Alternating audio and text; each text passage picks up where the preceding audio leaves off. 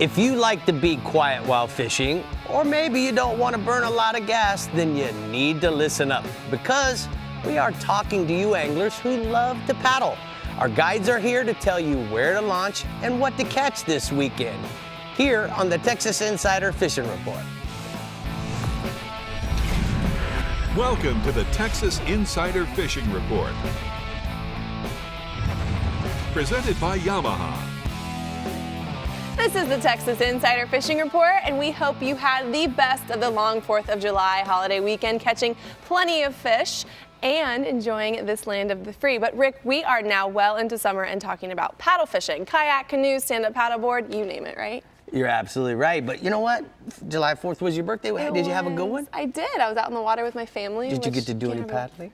I did do a little paddling on my stand-up paddleboard with my baby. It was so cute. Didn't get to fish, but I have done that before too. But you know what? We got some cool stuff for our dudes. We do. We need to say hi to Dave Ferrell at the CCA workbench, who is only probably the most graceful person on a stand-up paddleboard, aren't you, Dave? I've never been on one of those things, but I've done a lot of the other kayaking a long time ago. I did quite a bit of that on the little roto-molded paddle boards. Back in the day when he was in kayaks, Back in the day, we need to get back to that day. We all need to get on some kayaks and some paddle boards. That'd be fun. All right, well, let's start this paddle fish sesh off in the Startron Middle Fresh region, where our guide Matt Loescher has the weekend all laid out for y'all on Toledo Bend, Lake Livingston, and Sam Rayburn.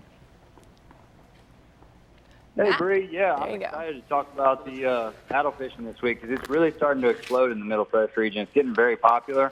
It's a very popular way to get on the water this week.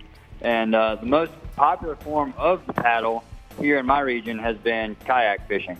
It's a great low-cost way to get out there fishing, and it's also a very effective way to catch fish. The great thing about our region for the paddlers is that, you can really get a lot of easy access points to launch from that are near good fishing on pretty much all of our lakes. Like Toledo Bend, for example, there's a public boat ramp in every major creek and many places where you can just access the water right from the highway. And Sam Rayburn is the same way, and so are a lot of others. If you don't have one, you can also rent one in our region. Living the Dream Guide Service, we have kayaks for rent, and you can literally just drop them in at our place and be in good fishing water immediately. You can look us up online at ltd.fish if you'd like to inquire about that. And as for the actual fishing from a kayak in the Middle Fresh region, you'll want to focus on the areas of the lake that have the most shoreline cover. So whether that's stumps, bushes, grass, or even docks, you'll want to focus on these areas because that enables you to catch fish just on what you can see with your own two eyes. In these areas, you won't need electronics to find the fish, and you can always find a few fish in the shallow stuff year-round. There are also kayak bass fishing tournaments in this region. The KBF is hosting an event at Sam Rayburn very soon. It's July 19th and 20th. So if you'd like to check that out, if you're already out there kayak bass fishing, you can look them up at kayakbassfishing.com for more info. My buddy Chad Hoover runs those tournaments, and they do a fantastic job. I can't say enough good about what they're doing for the sport there. And then moving on to my report for the week as far as what the fish are doing right now, I'm going to start off with the crappie. They've kind of been the fish of the week at Toledo Bend. The stable weather that we've had this week has really helped us a lot. The fish aren't all that aggressive right now, but they're still very catchable. I've been catching about 50 to 100 fish per day and been able to keep about 40 to 70 of the real nice ones. So we're catching a lot of small ones mixed in as well, but if you weed through them, there's a lot of big ones also.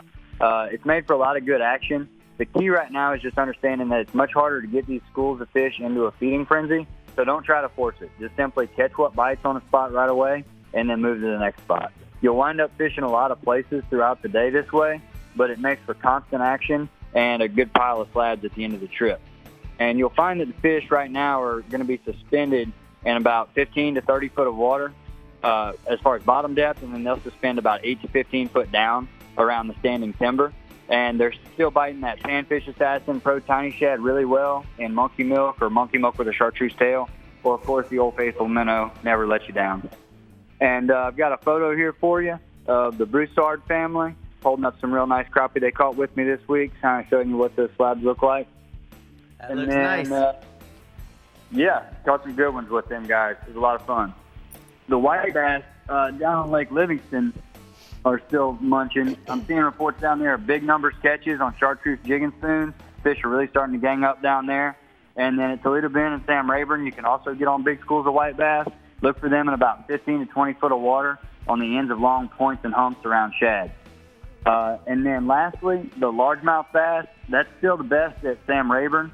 They're still being caught shallow, but the bigger fish are really starting to get further away from the bank every day more and more with that falling water. So those offshore schools of fish are going to get better and better, especially as far as the big fish are concerned. A crankbait and a worm like the Bass Assassin 11-inch ribbon-tail worm are going to be the ticket to catching those deep summer giants. All right, thank you so much. Way to start us off there, Matt. We're going to go ahead and take a look at the hot spots from the Middle Fresh region. Matt says the big crappie are biting on Toledo Bend and 15 to 30 feet on jigs and minnows. And then white bass are munching at Livingston on the spoons, and big largemouth bass getting deeper on Sam Rayburn, biting crankbaits and big worms. All right, we're getting our paddle on with Captain Carl Weston in the Fish Bites Upper Coast region, where being stealthy will make you wealthy. Let's hear it, Carl. Nice. Hello, guys. How you doing? Good. How are you, Great. Carl? Oh, I had a great holiday. I hope you guys did too. All right. Give us your report. What's happening in the Upper Coast? Well, let's talk about kayaking, paddleboarding, or canoeing. This style of fishing is getting very popular here also. And the great advantage to fishing via kayak is, or paddleboard or canoe, is the stealth. You know, fish hear motors coming, but when you can paddle in, it doesn't alarm them, giving you a better chance to catch bigger fish. There are a lot of areas to launch from Surfside Beach all the way to Galveston. One of the best areas this time of year is off the Texas City Dike. You can launch off the base of the dike, simply paddle around Mesquite Island, the flats off of the Skyline Drive to catch trout. There, the Galveston State Park West Bay around Danis Cove is another great place to launch. There are a lot of new rock piles in the area, and you'll find your limit of trout and reds. If you're interested in fishing offshore, you can launch from any public beach. These beaches run from Galveston down to Surfside. Once you're in the water, look for visible bait and bird activity. You'll be able to find fish like Spanish mackerel, jacks, reds, some bull reds, shark, and occasionally kingfish without having to go too far. Now moving on to trout, fishing in the West Bay has been consistently producing good numbers. Drifting the reef has been the ticket. A lot of people are throwing croaker, but you can also catch on anything, artificial lures as well. There have been some pretty decent catches down on the South Shoreline and around the geotubes also. So the soft plastics that we've been using working the best. When you find the school stay on them, using like a Mirror Little John Purple Demon or Chartreuse Glitter, and we've been rigging those on an 1/8 to 1/4 ounce jig head for a 4-inch Bass Assassin shrimp underneath the popping cork. And always remember, just keep what you need. And we have a picture today of a Ladonna with a little trout. There you go. All right, let's go offshore, Bubba. All right, offshore, the water has been cleaning up a little bit. It's pushed in closer to the beaches over the past few weeks, and the kingfish bite started to heat up near shore. Live bait has been a little hard to come by with the removal of all the inshore oil platforms we used to catch them off of. But you can still catch shad on the beachfront and along the rock jetties with a cast net. Your larger live bait, like blue runners, you will still have to find offshore over bottom structure. And we've been using an R&R HT16 sabiki rig to catch these bait fish. And still your best method of catching these kings will be drifting cigar minnows over that structure. Remember to use a wire leader, use a live shad or a blue runner, bump throw them on a kingfish rig, and you'll get hooked up.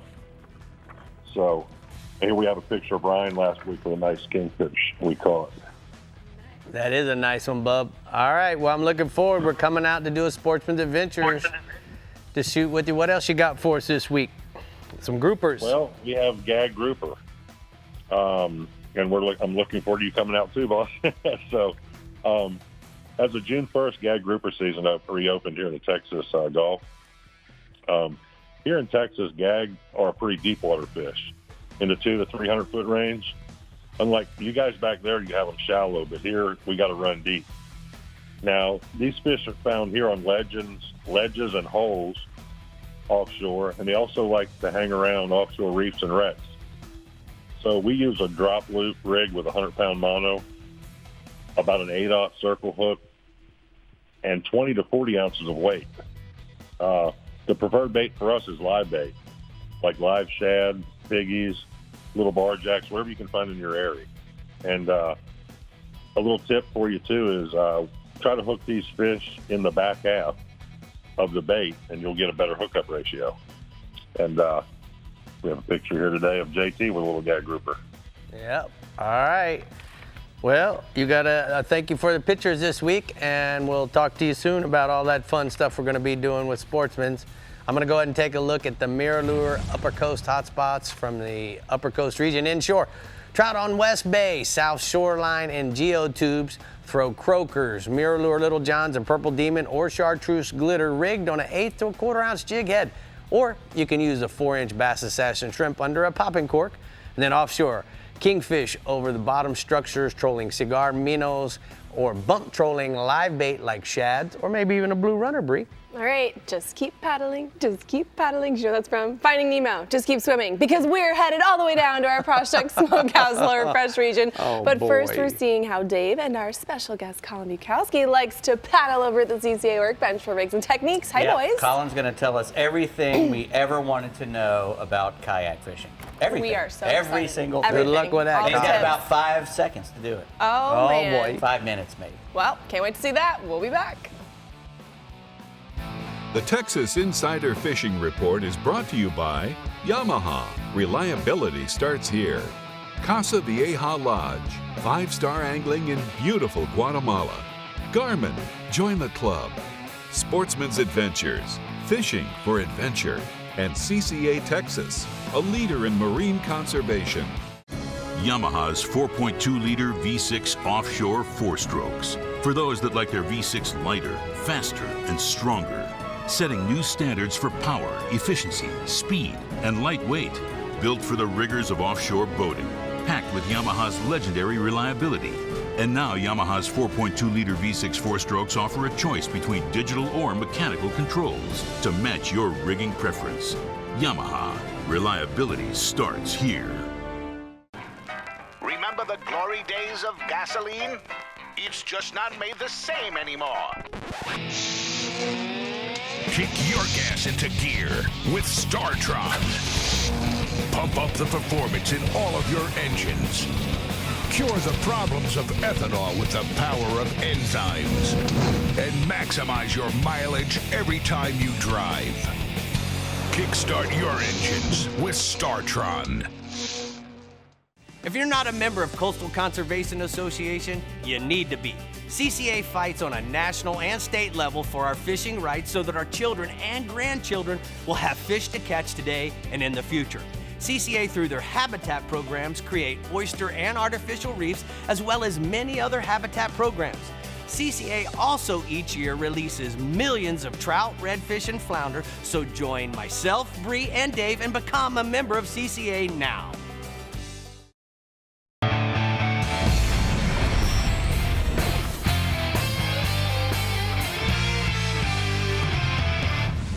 Well, we're in front of the CCA workbench here for the rigs and techniques. Dave, we have a guest with us. We have Colin from the Vibe Kayak Pro Staff. And I'm going to tell you, he knows more about paddling than you and I both put together. I imagine so. I can't even describe If he knows anything, he knows more than I do. So, Colin, tell us what we need to know about kayaking in Texas. So before you even think about heading out into your lake system or even on the coastal waters offshore, you want to make sure you got all the safety equipment you need to make sure that if something does happen out there, that nothing happens to you. So my checklist, the first thing I want is a VHF radio just like this. Gotcha. Right there. And the reason you want that, even if you're fishing freshwater, is because obviously sometimes you might separate from whoever you're fishing with, and if something happens, you want to be able to communicate with one another. So the next thing that's really important is a PFD, a personal flotation device. And don't just go out and get one for the sake of getting one. Make sure you try it on, make sure you go through the motion of paddling and make sure it's comfortable. Because You're going to be wearing it all day. All day, like 8 to 10 hours. And then next you want to make sure you have a safety flag, and that's going to go in the back of your kayak, and make sure that's 5 to 6 feet, because boats really have a hard time seeing you, and there's always a lot of controversy about that, but make sure they can see you. So if they don't, make sure you have any sort of noise-making device. Air horn or Air whistle. horn or a whistle would be perfect. That way, if they don't see you, you can keep them from getting too close. Well, if you're lucky enough not to get run over, what are you going to be using for, what do these things do for you when you're out on the water? So kayak fishing, paddleboard fishing, it provides a stealthier version of fishing. You can really get into some skinny water. You can sneak up on those fish without them knowing that you're an angler trying to catch them. And it's just really a really good stow and go way of fishing. You're not trailering a boat, you just throw it in your truck and you can haul it anywhere you'd like. And you could probably access places that big boats can't get. yeah, you can choose to just completely ignore boat ramps and avoid boats in your day of fishing as much as possible, and just find maybe an opening in some trees or just any opening on a beach so you can just slide in and go fishing for the day. Right. Do you like to use the same sort of lures and rods and reels and everything, or you do change it up a little bit when you're using the kayak? You can use the same rigs that you would use for any kind of fishing, just bring less. Because obviously, it's a cheaper way of fishing. You don't want to bring too much, so if you do flip, which is inevitable at some point, you're not losing too much gear and not losing a lot of money. So do we set this up in an outrigger position, because as you're paddling, you're fishing, as soon as you get in the water, you start fishing, I guess so. Yeah, and really, because there's fish hitting off the beach right away. So you have some live bait you can put in a 5-gallon bucket with an aerator, and you put your surface bait right up here so it keeps it up on the surface. And then over here you have an outrigger that will keep your rod out away from your kayak, and you can actually send it down deep like I would do. So I'll send my bait down like 25, 50 feet. And once that gets hit by something, it's really easy for me to just grab it out of there and start fighting the fish. But when you're fighting the fish, make sure you keep the rod in front of your kayak and try to keep the fish in front of the kayak, because you don't want them going left, you don't want them going right, because that's when you tend to Get tumble sideways. over, and then you're flipped over while fighting a fish, which is not the ideal situation. So Colin, I got a question for you. You get a big fish. Let's say you catch a big kingfish off the beach. Or maybe you're freshwater fishing and got a big alligator gar. I mean, how do you land these fish when they're close to the boat like that? Well, my They advice both would, have teeth, Yeah, my advice would be make sure the fish is worn out before you bring it in. And if you're not ready to bring the fish in, don't bring it in yet. And that's where a net might come in handy. If you net that fish, say it's a catfish or something, and you're going to take it home to eat, make sure that fish is worn out. And then that's why this is a really good fish bag right here. It's 42 inches long. I was wondering what that was. That's Yeah. a big fish bag. Yeah, and it's really cool because it has the opening right here. So you don't have to get up out of your seat. You can just kind of lean forward and just open that up Slide them in there. and slide them right all the way to the end. Now, if you're fishing, I imagine in a pond or in a river, like for a big catfish or the big gar, I guess you could always take it to the shore to land the fish if it's something that you're not comfortable with as well, right? Yeah, absolutely. If you can have like what's called a stake anchor as well, where if you don't want the fish to take you anywhere, you can just stick that anchor through a scupper hole, like a power pole micro work as well. Power pole spike, yeah. Right. You guys get little handheld gaffs too, probably, or Yeah. a little dart or something. Absolutely. All right. Well, job well done, man. All right, thanks for having me. Colin Bukowski, pro staff for Yes, sir. the Vibe Machine. Yeah, now I know. Rick, we need to get you out there on a kayak. No. As soon as he heard flip, he goes, might fall in the water. He might. He just might. All right, Project Smoked Meat is the perfect pocket snack to bring with you for a paddle fishing pick-me-up. So let's listen up to our Project Smokehouse Lower Fresh Region guide, Matt Reed, to hear what Lake Travis, LBJ, Decker, Fayette County, Choke Canyon, and Amistad's like. Talk to us, Matt. Talk to you. I'll do that. Let's start out with a little talk about the canoe or kayak fishing. Don't let the fact that you don't have a big boat stop you from hitting the water. Canoes and kayaks can be a very fun way to easily access fishing areas. There are a bunch of beautiful scenic rivers in that South Texas zone that are fun to fish, and you have great views the whole day.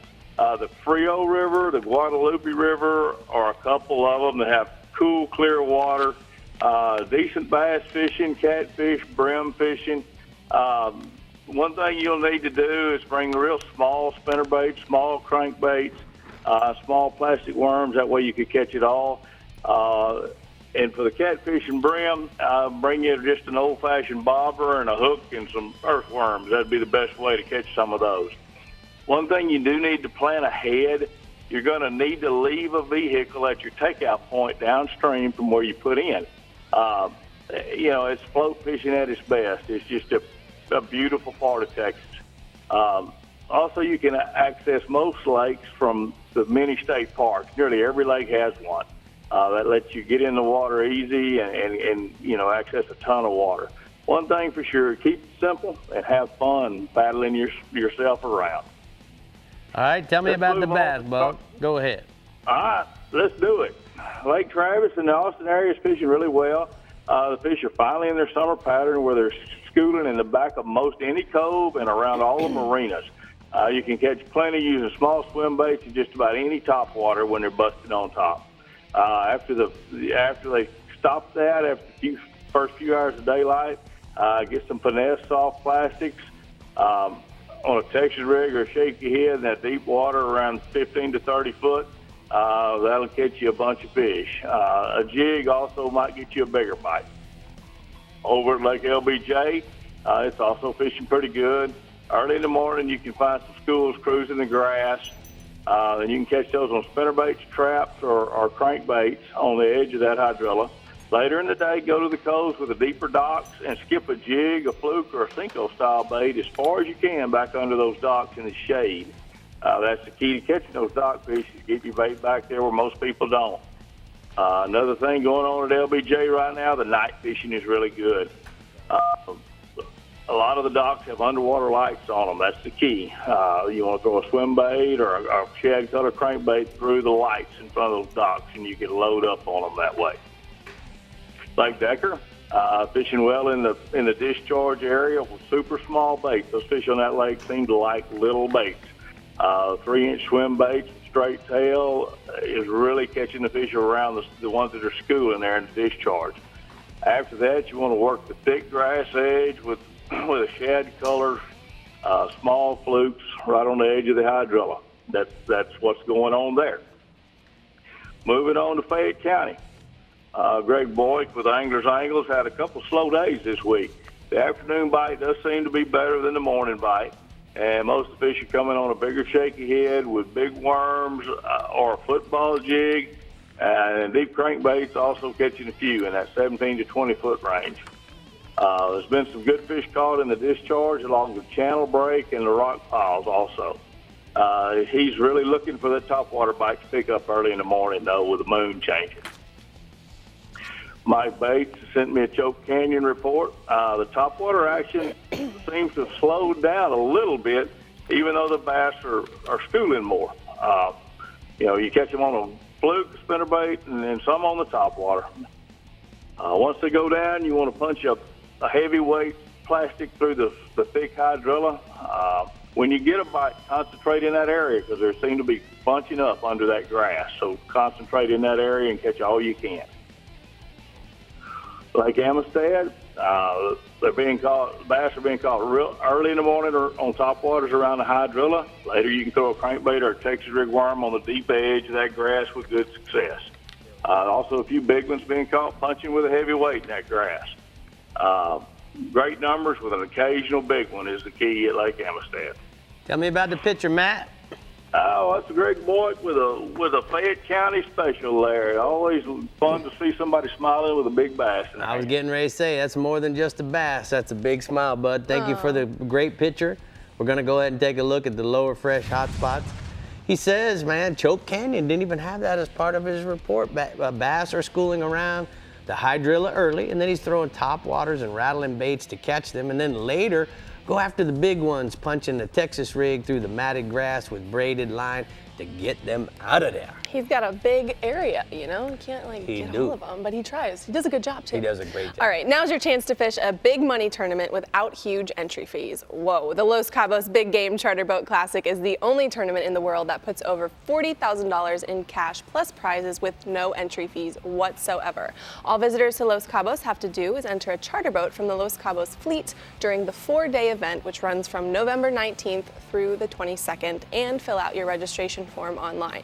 It's the only free angler entry tournament in Los Cabos, and you can choose to fish only one day or all 4. It's entirely up to you. November is the perfect time to visit the Los Cabos area. The weather is spectacular with mild day temperatures, calm seas, and an incredible game fish bite. World-renowned for the large game fish swimming just offshore, the Los Cabos area boasts some of the largest tuna, dolphin, and wahoo in the IGFA record books. There's no other tournament in the world quite like the Los Cabos Big Game Charter Boat Classic, and there's no better time than now to visit LosCabosTournaments.com and register to fish in the special no entry fee Big Game Tournament. Well, how about that? Let's go, Brie. Let's go. Man, that looks so nice. All right, it's time to visit the Yeti Upper Fresh region and Middle Coast regions next on the Texas Insider Fishing Report. But before we go, we want to remind you that if you want to catch up with our crew and everything fishing in Texas, make sure to visit our website, like us on Facebook, follow us on Twitter, watch us on YouTube, and check us out on Instagram. I'm not being too bossy, am I? We'll be right back. No. No, never. No. The Texas Insider Fishing Report is brought to you by Contender Boats, always in the game. Bass Assassin and Saltwater Assassin, the best lures, period. CCA Star, fishing fun for giant prizes and scholarships. And Project Smokehouse, a link above. An entirely new species of extreme predator is moving offshore. The Yamaha 5.6-liter V8 XTO offshore outboard. Extreme big block thrust and power in the industry's first direct injection 4-stroke. Quiet, efficient, powerful, and proven Yamaha reliability. More than an outboard, it's a fully integrated power system. The all-new Yamaha V8 XTO offshore.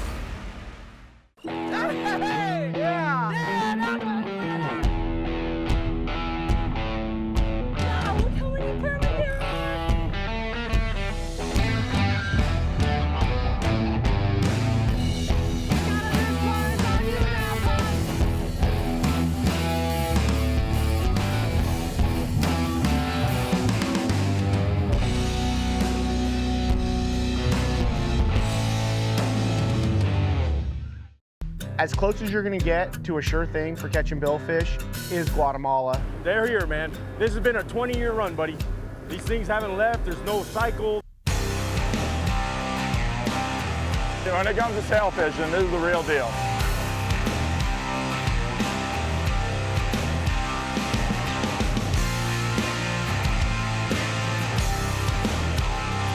The amount of sailfish here is ridiculous.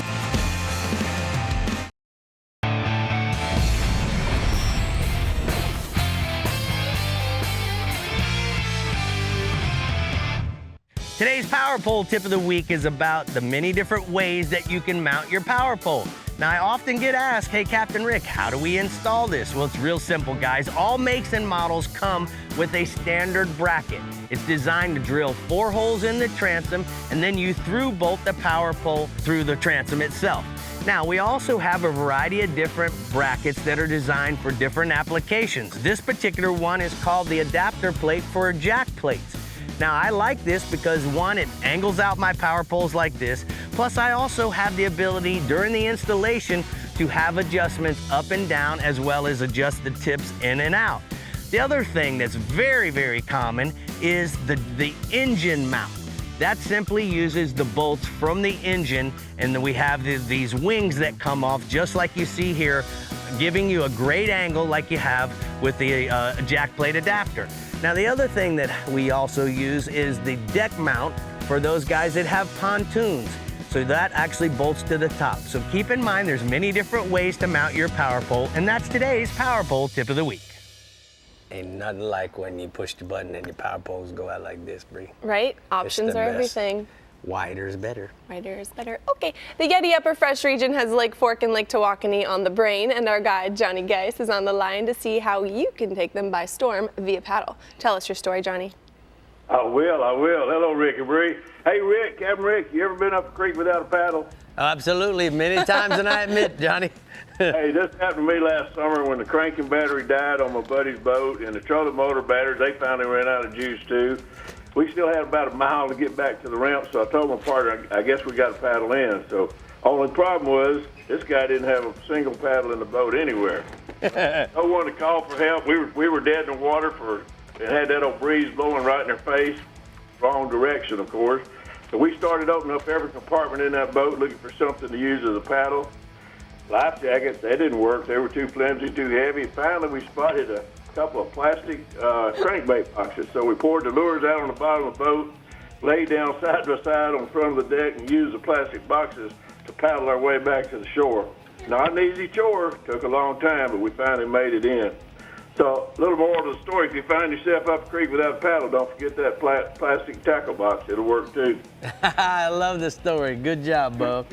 We don't see many paddle boarders around the Upper Fresh region, but about every kayak around there has some type of paddle aboard, and most all the small aluminum boats and ponds and tanks around Texas and canoes, they're all propelled by either oars or paddles. So I grew up in Louisiana and learned at an early age how to paddle a P-row, and mainly sit backwards on the front of a small John boat, quietly scull that boat along the shoreline. Well, sculling with a small, lightweight paddle, it's a lost art for sure, but still an effective way to quietly maneuver your boat into good fishing waters. To scull a boat, you got to hold that paddle about halfway down the handle, brace it against your forearm, reach back out and pull the water to you, and then that turn the paddle sideways, push it back again for another pull of water. So you never take the paddle out of the water, you just learn to stir with that paddle and quietly move that boat along. So my point is everybody should learn how to paddle a boat for sure, and make certain your boat has a paddle on board, or you may find yourself up that creek someday without a paddle. Yes, sir. Hey, let's talk about Lake Fork bluegills. Man, not many anglers come over here to Lake Fork to target bluegills, but next to the crappie, bluegill is one of the best tasted freshwater fish. Also a pretty hardy fighter when caught on ultralight tackle. Bluegills and other brim species spawn several times a year, starting in April throughout the summer, usually around the full moon cycle, and nothing's more fun than finding that big brim bed somewhere and catching a cooler full of tasty panfish. A lot of my parties are family parties, dads and kids, husband and wife teams, while most of them come to Lake Fork to catch that record-sized Lake Fork bass. Most all of them enjoy catching just about any kind of fish. So usually if my party has youngsters, I try to get them into action quickly, get them excited about fishing. So big bluegills, man, they're usually the easiest ones to find, and they provide that hard fight on that light tackle. We use worms and crickets for bait, usually a tight line and a small split shot above about a size 8 or 10 size wire hook. And we can almost always find the big bluegills holding around one of the many bridges crossing Lake Fork or around the crappie brush piles. Man, today I used my new Garmin Live Scope, and I found brim everywhere I looked. So everyone seems to enjoy catching brim, and you can greatly improve your feel for a bite just by targeting the brim, too. So I got a couple of pictures here. One of them, my granddaughter, Anna Gamble, she caught her a big old bluegill yesterday. And I got another picture of a youngster last week. He's got him a big one. That's the size of them, and they are enjoying catching them. Kids are taking over. Love it. Absolutely. I love it. We're Lake Walkeny across the pond here, about 16 miles away. I got old Captain Matt Cartwright. He's still reporting that fishing is on fire over there. His customers are limiting out almost daily on the stripers, hybrids, and sand bass. Since all three of these species have similar striped lines, you got to be sure you know how many to keep of each. The limit on the stripers and the hybrids is 5 apiece, and you can legally harvest 25 white bass as well. So they have a pile of fish clean almost every day. Matt says the sand bass are big, very consistent catch as normal. Usually those hybrids and stripers, they run in schools. Although you may catch all 3 species at the same time, you usually have to move around a little bit to find the larger hybrids and stripers. They're using the small swim baits. I like the Bass Assassin, Sea Shad, and the Slab. They're the main lures to catch these hard-fighting fish. Sometimes we can find them schooling up on top of the water when they're busting on shad, but most of the time this time of year you find the fish by using some good electronics. The side-by-side function can speed up that hunt. You can reach out and find them on either side of the boat. Look for them around the points and other good structure and road beds and that kind of thing, anywhere there's a good drop. Matt kicked in this picture here. Here's a 31-inch striper. His customer caught this last week, man. That's a big old striper for Tawakoni. Yeah, it is. And then another picture with a group from a party trip last weekend, and 4th of July was big time around here, and the fish are biting. So Party trip. bass fishing action. Good time to call on Matt Cartwright on Lake Tawakoni, and don't forget to have that paddle in the boat. All right, Bub, thank you so much. We're going to go ahead and take a look at the upper fresh hot spots. He says Lake Fork, water temperatures in the mid 80 degrees, brim, catfish, crappies are biting good on worms and minnows. And then Lake Tawakoni, hybrid stripers and white bass hitting small baits and slabs in 18 to 24 feet of water. He really wants us to have that paddle. Yeah, Maybe yeah. we should have 2. Why Okay. not? If you're in the upper fresh, grab 2 I paddles. could use it on you. Or 3. All right, no. The Middle Coast region is often explored via paddle, and Captain Bink Grimes has all the notes you'll need for a stealthy weekend bite. Hey, Bink. What's going on? Hey, the coast has some of the best access for kayakers and other paddlers. The stretch of highway from Aransas Pass to Port Aransas is a kayaker's dream, with access both on the north and the south side of the road. Areas of pristine grass flats for sight casting and tailing reds await. When the tide's really high, those large trout cruise the flat and dine on sand and grass and the potholes there. And Matt, a kayak out the old Colorado River and land on the west bank and walk the jetty rocks or wade the backside of the jetty. And then at St. Mary's Bayou, it runs right behind my lodge there. It's full of redfish on a bloated tide. Some kayakers like to ride a calm surf and cast out to the backside of the second gut on the falling tide. And then those guys chasing the sharks, they take their kayaks or their paddle boards and run those baits way past the outer bars and try to set them out there and catch big bulls and sand sharks. This week we switched to the southeast wind. It kind of lowered the barometer and greened the water and allowed a lot of captains to get in East Matagorda Bay and start drifting in 5 foot of water. The reefs in the middle of the bay have been wadeable as well. We've seen some calm days. We can get on Drill's Lump, Half Moon Reef, Long Reef, and Three Beacon, and there's plenty of fish waiting on that drop-off there. They've been hitting Bass Assassins, Mirror Softines, and Mirror Top Dogs, She Dogs, She Pups.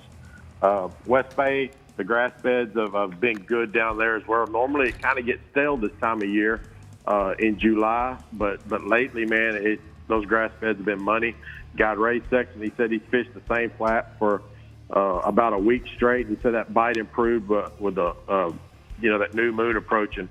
It's all dependent on the tides and incoming tides that we've had good ones in the morning time.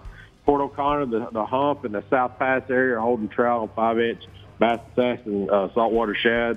Best options for boat anglers have been anchoring over the reefs on live shrimp and golden croakers.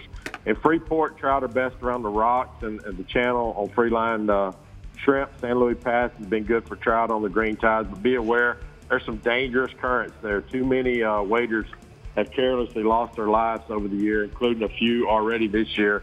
And so take precautions there. If you're going to wade the pass, wear a PFD. We got a photo there, a limited trout caught around Pasco Bayou there in Port O'Connor with my group. That's one of my favorite places to fish in the world. As far as redfish goes, Port O'Connor redfish begun to show better in the back lake, like Shoalwater, the lagoon, and the maze, the back lakes on Matagorda Island. Best baits have been those smaller Bass Assassin sea shad. Those are those swim baits. We really like those, matching the hatch 3 to 4-inch baits. Around Freeport, the jetty area has been best for reds. Carolina rig finger mullet and pogies have worked best on the moving tide. The surf anglers, they found redfish in the first gut early in the morning with a moving tide. It's peaked right around sunrise. Around Matagorda, our redfish guys, they've had to move around a lot to get good box of reds. It's been one here, one there. Since the wind switched, the water's a little bit more water's pumped into the bay. It's coming in and then it's going out in the afternoon. And a lot of people have been posted up on the south shoreline of West Matagorda Bay. Live shrimp and mullets work best. Waders have found scattered redfish in the morning on the south shoreline around the pipeline and the oilfield cut area. And then around Freeport, got Mike Siegel, a Real Thrill charter, so there's a lot of bull redfish just off the beach in about 35 foot of water on sardines. A lot of gap tops and sharks running with them as well. Red snapper offshore out of Freeport. have been good, about 25 miles out. Most of the snapper are running in the 10 to 18 pound range, but here lately in that area, and there's a couple of 30s caught in the last 2 days. We've had some light winds, and man, those guys have been out there getting them. In Matagorda, Michael Quebec said the red snapper's been unreal there. It's been calm enough the past week and weekend, and those boats ventured out of the Gulf and they grabbed quick limits. Recent snapper tournament out of Sargent, the big snapper won big fish, 21 pounds. This weekend, we've got a little north wind coming in, so a lot of the big boats will be going out again. Cobia has been found on the weed lines. Rebecca said there's a lot of kingfish all over the Gulf. Amberjack are plentiful as well. They're catch and release right now, though. Gulf shrimp, our Gulf shrimp season opens July the 15th, and that changes our whole saltwater game. A lot of boats will trail those shrimp boats while they're culling, and there's plenty of pelagics trailing in the wake, and you catch just about anything behind a shrimp boat after July 15th. All right, thank you so much, Bink. We're going to go ahead and take a look at the CCA hotspots from the Middle Coast region. Trout are good for waders tossing bass assassins near Pass what is it? Cavallo in Port O'Connor. And then kayakers have been found redfish around Redfish Bay near Rockport on shrimps and imitations. I just don't want to mess it up, so I just ask you. You're perfect. perfect. Fine. That's fine. I'll chime in. All right. Speaking of CCA, back in May we talked about a new law that was passed that will establish an oyster aquaculture program in Texas bays. Texas is one of the only coastal states in the country that does not engage in oyster aquaculture, and currently Texas restaurants import all farm-grown half-shell oysters from other states. This new program will have significant environmental benefits. It will reduce harvest pressure on wild reefs, more oysters in the water will make our water cleaner, and it can create some really cool habitat and structure for the fish. So coming soon to a bay near you, locally grown farmed oysters, great fishing habitat, and cleaner water. What's not to love, right? Way to go, CCA. All right, we're seeing what the Garvin Lower Coast region is catching this weekend next on the Texas Insider Fishing Report. But first, we're seeing what Dave has caught us over at the CCA workbench for new products. I'm gonna balance this right on here. Okay. You're doing good. You're doing. Look at that. Look at you. I'm cheating. How do you do that? Oh, how does he do it? Magic. You're not supposed to tell us your secret. We'll be back. The Texas Insider Fishing Report is brought to you by Yeti, built for the wild. Ameritrail, load, launch, relax. Turn on the bite anytime. Tie on a Miralure. Building Conservation Trust. CCA's National Habitat Program. And StarTron, cures and prevents ethanol fuel problems. At the pinnacle of super high output, 4-stroke outboard performance, you'll find Yamaha VMAX SHO. Yamaha's game-changing SHO technology. From exhilarating V6 models to the sleek inline 4s, there's a VMAX SHO for everything from bass to bonefish. It's an extended family of 4-strokes engineered for lightweight, inspiring performance, and rock-solid reliability. Discover VMAX SHO and elevate your expectations. Oh, there it is. You can either stay busy fishing or get busy catching. From Texas to Tampa Bay or Key West to the Carolinas and beyond. For nearly 20 years, anglers everywhere have come to know one thing, that nothing says no to fish bites. Ask for Fish Bites and Fish Bites Fight Club lures by name or visit fishbites.com. Over 40 years ago, Mr. Proshek began smoking meat in a little Texas town called Hilgi, combining fresh, grade A ingredients to create a variety of legendary smoked meats.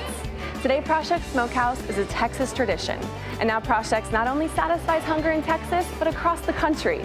Visit Prosheks.com and order everything from fresh meats to your choice of jerky. Proshek's meats are made by Prosheks, sold by Prosheks, and can be delivered in as little as a day. Proshek's Smokehouse, a link above.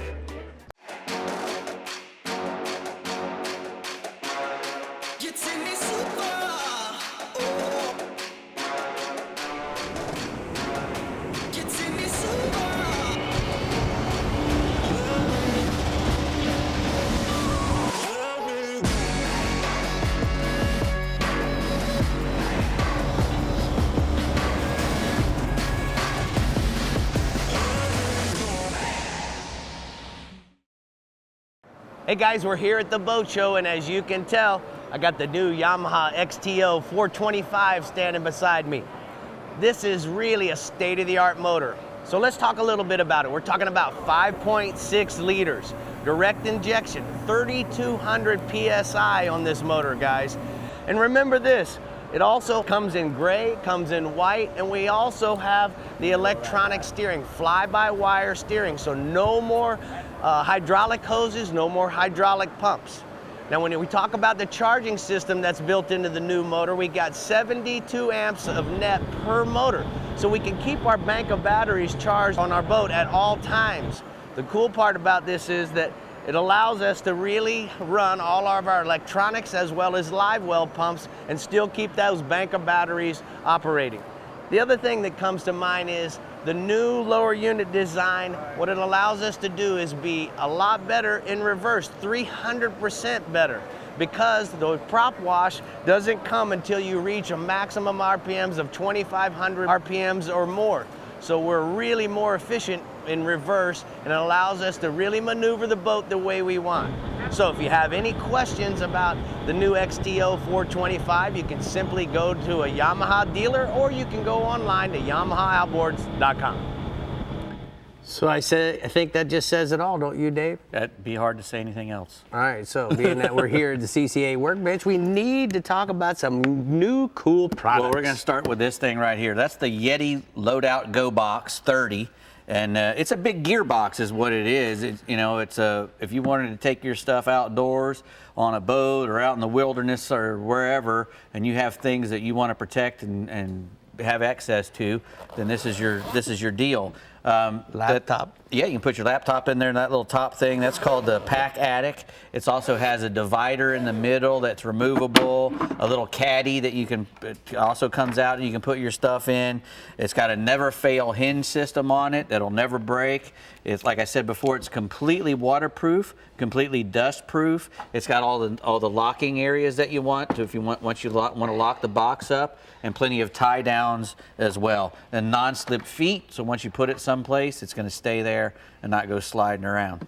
I like it. Really cool, really cool thing. And the Yeti Loadout Go Box.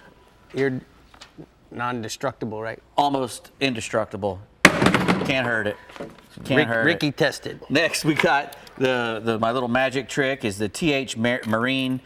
This is called the Tackle Titan. And what it is, it's a powerful magnetic lure holder. And you can, you put it through the hole, but you really don't need to put it through the hole. They have all those little magnets on the bottom that are really powerful magnets that'll hold all your lures. It's actually, you can put it on the end. They have a place for the pliers on the end, where you can just put any kind of tool, a pair of, put a pair of. Who was it? It was the pliers' fault. Yeah, I know it. You didn't have them on there right. But anyway, they have a little shelf on the top as well that it's magnetic, and you can put that in with with some double-sided tape, or you can use the screws that come with it and mount that anywhere in your boat, and it keeps everything nice and organized and out of the way. Keeps you from hooking yourselves up all the time too. Next is we have some electrical tape. This is liquid electrical tape from Starbright. I've had this kind of stuff in my house for a long time because I do all the little handyman stuff around the house. So if I'm doing anything with electric, I always coat everything with this stuff, no matter what it is, if I'm on the boat or in the house. But it's great for wiring your trailer lights, or you can actually use it for like when you have the big can full, you can dip a rope in it and it'll keep it from unraveling. It'll fix a vinyl hole in a shoe or a piece of vinyl upholstery. It comes in a lot of different colors: red, green, clear, black. And the little tubes, you say we got to mix them up, shake it up? Yeah, when you get the little tubes out and you start to use it, before you use it, go ahead and mash it up real good so that it'll mix all up and sit better. So I'm going to try to glue Brie's lip shut. They come in a 4-ounce big jug, and it's got a brush applicator in there. And also, it's got the little electric. You couldn't open that thing, could you? I didn't want to. They're hard to open, those things are, always. Now what? All right, these are the Costa Broadbills. Nice pair of sunglasses here. These are made for a larger frame fella, a bigger face. They actually look pretty good on So you. what are you saying? I'm a fathead, Dave? Got No, big no, they head? actually look pretty good on you. I think you just but, said you know, they have non-slip vented nose pads. They're keeper ready on the. They got a little place for the loops on the back. Yep. That one that you have right there is called the Midnight Reef color, and they all come, you know, with polarized glass or plastic, whichever one you want. All the great lenses, 100% UV that Costa makes. Those are the Midnight Blues. Again, those are the 580 glass. Yeah. Reflections. I like the mirror. I think they were going to find a way to my house. I think they should. The Costa Broadbills, go out and get you some of those. Okay, Very Costa, nice. you don't have to send me any more right now. I got 2 new pairs. Thank you so much. What do you got, Brie? You love wearing those Costas. All right, the Garmin Lower Coast region is closing out our reports today. So, Captain Chad, why don't you tell us what kind of bite we'll be in for if a kayak, canoe, or a stand-up paddleboard is our mode of water transportation this weekend? Good deal. Yeah, the 4th of July was great. Weather, great fishing and stuff. And good thing is we got a great weather pattern coming up. I've been taking a look at that for offshore and bay. It looks really good. Speaking about bay, before I get to the important part of fishing, we've had 12 to 15 inches of rainfall in about one day, about 10 days ago. So a lot of water in a very deep South Texas here from Port Mansfield, Arroyo City and stuff flooded out through here. So if you go out there and look, we don't have a brown tide or nothing else. It's just flipped over. So it's not affecting the fishing too much at all. It's just going to be fine. Just kind of move north. We're out farther east, you'll find some good clean water, and the fish have moved around through there. But moving into the good stuff of like paddleboarding, kayaking, stuff like that, we got great access along the lower coast here to fish with this stuff. Out of Port Mansfield here, my home port, we got a great spot. You can go fish Community Bar real easy. You can also go to the Sunken Dumps just north of Benny Shack. We've actually got several boat ramps here, but we do have a boat ramp on the very south end that's especially made for kayaks and stuff. You can launch right there and go straight on over, make an easy shot. Holly Beach out of South Padre is another really good, easy access location. Also, I've actually always seen the last few years, which is kind of wild, guys from Corpus and stuff will drive down the beach, and on flat days, I'll see the kayakers and stuff like that. If I'm fishing up real shallow in the 40s or 50s, they'll actually kind of come on out in less than 2s and be snapper fishing out there in their kayaks and stuff like that. Main thing is, guys, on the kayaking, make sure, of course, check your weather, check your radar. We got access to all this stuff right now. Real easy, and always be aware of your surroundings. You know, have to be lit up if you're going in the dark and stuff like that. Be safe, and there's plenty of good spots to launch out of here.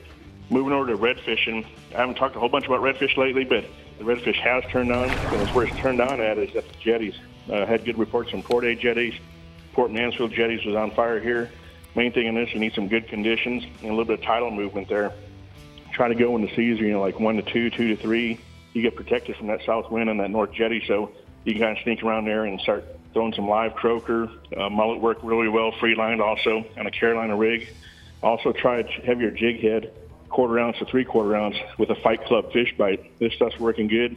Catch it in little eddies or little holes and stuff like that.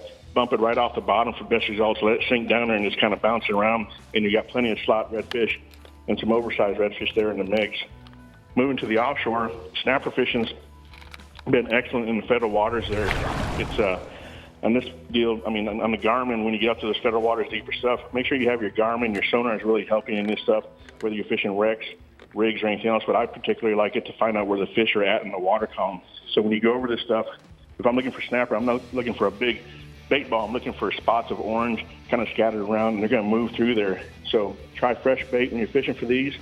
If you're fishing 100 foot and you're at 50, throw some fresh squid, menhaden, cigar minnows, whatever you got. Really going to work good. Also try jigging 1 to 3 ounce jig and tip it with this bait, and it'll work out really good. Remember, two fish per person, 16-inch minimum out in federal waters. Got a nice picture of Misty Dingle here with a nice snapper we just caught this past week. And then moving up to some deeper action, some Dorado action's really picked up on the lower coast. Use a smaller islander lure rigged with ballyhoo, works really, really good. Look for weed lines, rips out deeper. And also on this stuff, use your Garmin sounder and that stuff I use all the time. Look at about 100, 150 foot down for the bait balls. You'll see a big blob of orange, strawberry, everything else like that. The fish will be congregated around this. If you don't find a rip or reef, anything else to work with, hit these, and you'll find really good action on that. You catch a smaller Dorados and stuff like that.